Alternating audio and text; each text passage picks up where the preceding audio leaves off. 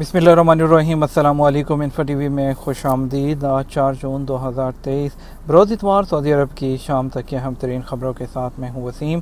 اگر آپ بھی سعودی عرب کی خبریں بر وقت حاصل کرنا چاہتے ہیں تو انفو ٹی وی کو سبسکرائب کریں، گھنٹی کے نشان کو دبائیے، آج کے نیوز بلیٹن کو مکمل دیکھیے۔ شروع کریں گے پہلی خبر کے ساتھ۔ 74% آن لائن خریداروں کے مقامی پلیٹ فارمز پر منتقل ہونے کی توقع۔ سعودی عرب کا ریٹیل سیکٹر اپنی ای کامرس مارکیٹ پر گہری نظر رکھے ہوئے ہیں، کیونکہ سعودی عرب میں آن لائن خریداروں میں سے 74% کے عالمی سے مقامی پلیٹ فارم پر منتقل ہونے کی توقع ہے۔ عرب نیوز کے مطابق معروف عالمی مینجمنٹ کنسلٹنسی فرم جو ہے کیرنی اور سعودی کنسلٹنسی کمپنی مکاتفہ نے اپنی ایک حالیہ رپورٹ میں بتایا کہ مقامی اور ہائبرڈ جو کھلاڑی ہیں وہ چین، خلیج تعاون کونسل، یورپ اور امریکہ کے اپنے انٹرنیشنل ہم منصبوں کے خلاف مضبوط پیش رفت کر رہے ہیں۔ رپورٹ کے مطابق 19.3 ارب ریال کی لاگت والی سعودی عرب کی ای کامرس مارکیٹ مجموعی طور پر 347.2 ارب ریال مارکیٹ کا 6% ہے اور 2026 تک مجموعی ریٹیل مارکیٹ کے 7.5% تک پہنچنے کے لیے مزید 34.7 بلین ریال تک بڑھنے کی توقع ہے۔ عازمین حج کے لیے ایئرپورٹ پر مختلف زبانوں میں معلوماتی کتابچے جاری۔ سعودی وزارت اسلامی امور کی جانب سے عازمین حج میں معلوماتی کتابچوں کی تقسیم کا کام شروع کر دیا گیا ہے۔ جدہ کے کنگ عبدالعزیز انٹرنیشنل ایئرپورٹ کے حج ٹرمینل پر وزارت اسلامی امور نے اپنے کاؤنٹرز اوپن کر دیے ہیں۔ اخبار 24 کے مطابق وزارت اسلامی امور کی جانب سے عازمین حج کی آگاہی کے لیے دینی امور پر مشتمل مختلف زبانوں میں کتابچوں کی تقسیم کی جاتی ہے۔ وزارت اسلامی امور کی جانب سے 104 اہلکاروں کو تعینات کیا گیا ہے، جس میں خواتین اہلکار اور نگران بھی شامل ہیں۔ خواتین اہلکار خواتین عازمین حج کو کتابچے تقسیم کرتی ہیں۔ واضح رہے، اسلامی امور کی وزارت کی جانب سے اس وقت 20,000 سے زیادہ کتابچے تیار کیے ہیں، جنہیں حج ٹرمینل پر عازمین حج میں تقسیم کیا جا رہا ہے۔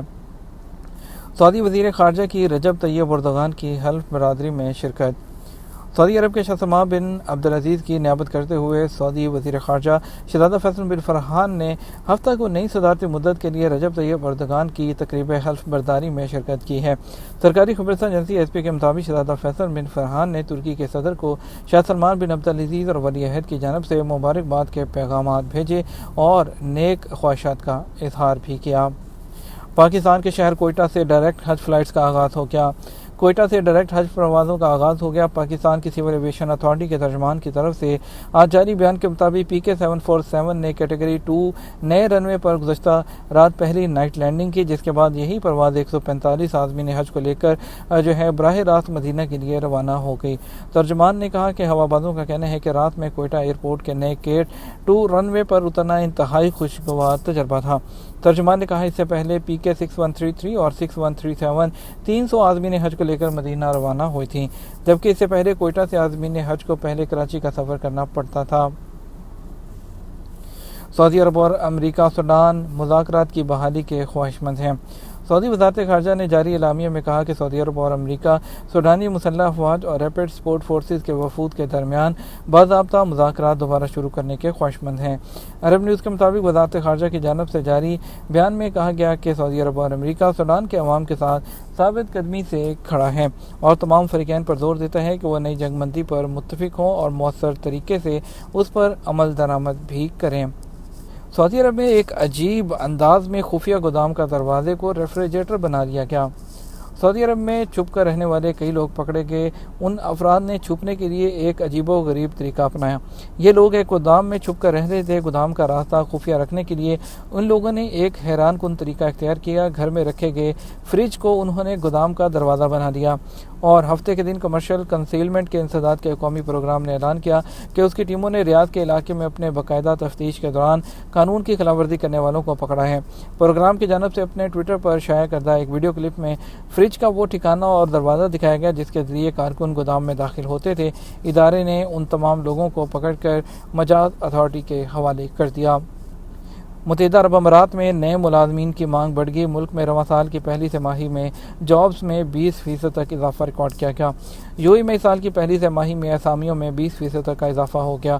خلیج ٹائمز کے مطابق UAE کی جاب مارکیٹ نے 2023 کی پہلی سہ ماہی میں عالمی رجحان کے مقابلے میں نمایاں ترقی کی ہے۔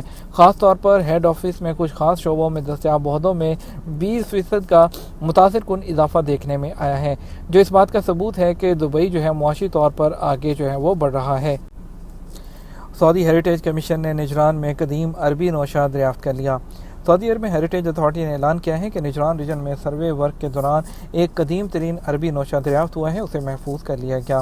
عرب نیوز اور عربیہ نیٹ کے مطابق یہ نوشہ جو ریکارڈ کے مطابق چھٹا قدیم ترین نوشہ نجران کے ثقافتی علاقے ہما میں جبل الحکون پر ملا ہے۔ ہیریٹیج اتھارٹی نے بیان کیا کہ ایک عرب تاجر کعب بن عمرو بن عبد منات نے جزیرہ نما عرب کے شمال مغرب میں اپنے گھر کے سفر کے دوران اس نوشہ کا اندراج کیا ہے۔ ابتدائی طور پر بصری کیلنڈر کے مطابق سال 380 ہجری کے قریب اسے محفوظ کیا گیا۔ اس قدیم عربی نوشہ میں عددی اقدار کے ساتھ نبتی علامتوں کے طریقہ کار کو بھی استعمال کیا گیا ہے۔ ویمن ان ٹیک، سعودی خواتین ٹیکنالوجی کے شعبے میں آگے بڑھنے کے لیے تیار۔ ویمن ان ٹیک مقابلے کی کامیابی کو دیکھتے ہوئے یہ واضح ہے کہ خواتین کی زیر قیادت سٹارٹ اپس سعودی عرب کے ٹیکنالوجی کے شعبے میں انقلاب برپا کرنے کے لیے تیار ہیں۔ عرب نیوز کے مطابق ریاض میں حالیہ دنوں میں ہونے والے مقابلے میں کاروباری افراد کو 8 ہفتوں کے انکوبیٹر پروگرام سے گزرنا پڑا، جس میں فن ٹیک، ہیلتھ ٹیک، پراپرٹی ٹیک اور مختلف شعبوں میں انوویٹو آئیڈیاز بھی پیش کیے گئے۔ انسانی جسم کو کم سے کم کتنے گھنٹے آرام کی ضرورت ہوتی ہے؟ نیند سے جاگنے کے بعد جسمانی سکون کا احساس ہر شخص کے لیے مختلف ہوتا ہے۔ کچھ لوگ نیند سے بیدار ہوتے ہی بھرپور طریقے سے اپنے کاموں میں مصروف ہو جاتے ہیں، جبکہ کچھ لوگوں کی آنکھیں بوجھل ہو جاتی ہیں اور ان کی پلکیں جڑی لگتی ہیں۔ وہ مزید جسمانی کمزوری کا شکار دیتے ہیں، اگرچہ انہوں نے بھرپور نیند لی ہو، مگر ان کا جسم راحت کے احساس سے خالی رہتا ہے۔ برطانوی ویب سائٹ اسٹائل لسٹ میں شائع ہونے والے ایک رپورٹ میں بتایا گیا کہ دور حاضر کی بڑھتی ہوئی الجھنیں اور ذہنی تناؤ ہر انسان میں مختلف ہوتا ہے، اور اسی اعتبار سے جسم کو درکار سکون کا وقفہ بھی کم یا زیادہ ہونے لگتا ہے۔ یہ حقیقت ہے کہ کام اور تناؤ سے بھرپور ہفتہ گزارنے کے بعد مکمل سکون اور آرام کا حصول اولین ترجیح ہوتی ہے۔ انسانی جسم کو کم سے کم کتنے گھنٹے آرام کی ضرورت ہوتی ہے؟ ماہرین کا کہنا ہے کہ زندگی کی الجھنوں اور پریشانیوں سے بالکل چھٹکارا حاصل کرنا ممکن نہیں، تاہم یہ ایک حقیقت ہے کہ مسلسل کام کے بعد جسم کا تازہ دم ہونے کے لیے آرام کی اشد ضرورت ہوتی ہے۔ اور اس کے علاوہ فزیکل ایکسرسائز کے علوم کے ایک ماہر ایملی ناگوسکی نے ان کی جڑواں بہن ایمیلیا ناگوسکی کا کہنا ہے کہ جسم کے بہتر کام کرنے کے لیے دن کا 42% حصہ آرام ضروری ہوتا ہے۔ روزانہ کی جانے والی سرگرمیوں کو 10 گھنٹوں پر تقسیم کیا جا سکتا ہے، تاہم یہاں اس بات کو بھی سامنے رکھنا ہوگا کہ ایک شخص روزانہ دن کا 42% حصہ سو کر نہیں گزار سکتا، اس لیے اس کو مختلف کیٹیگری میں تقسیم کرنا ہوگا۔ اس حوالے سے جو پروفیسر ہیں ناگوسکی لکھتی ہیں کہ یہ حقیقت ہے کہ تناؤ سے انسانی جسم کا ہر نظام متاثر ہوتا ہے، اس سے جسمانی مدافعتی نظام، ہاضمہ، ہارمونز اور دیگر امور متاثر ہوتے ہیں۔ اس کے لیے ضروری ہے کہ جسم کو چاق و چوبند رکھنے کے لیے دن کا ایک مخصوص حصہ آرام کے لیے مخصوص کریں۔ یہ بھی درست ہے کہ کم دورانیے کے لیے جسم کو آرام مہیا کیا جا سکتا ہے، تاہم اس عمل کو برقرار رکھنے سے جسمانی صحت متاثر ہو سکتی ہے۔